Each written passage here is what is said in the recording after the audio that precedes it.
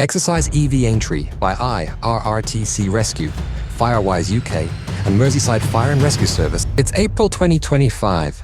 Here are some of the key outcomes to target with the exercise.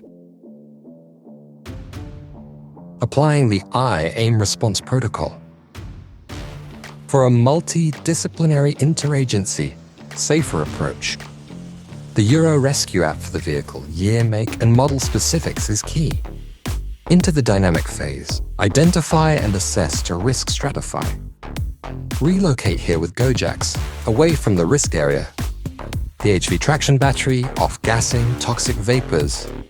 This is a hazmat incident now. The use of BA with rescue tools is one of the fundamental learning outcomes in the exercise.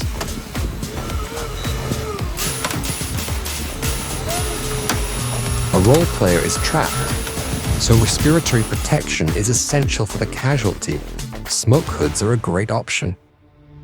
This is a hot zone with essential personnel only in the risk area. The decision was taken to relocate Vehicle 2 out of the hot zone and apply U-step out. The EV can now be contained with misting sprays, minimal water, and consideration of contaminated water runoff. The EV-RU can contain the vehicle, suppress the thermal event, and remove it from the strategic road network. Operated 24/7 by John Beach Recovery, this unit is by Fire Containers Limited, in addition to the EVCU.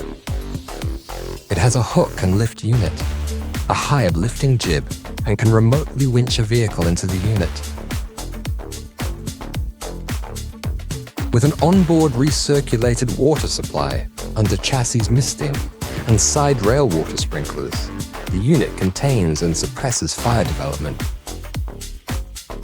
Once immobilized, we can isolate, monitor, and hand over information. Fire blankets, like the bridge hill here, absolutely have a role to play in containment. Thanks for watching. We'll have more exercises and training to share soon.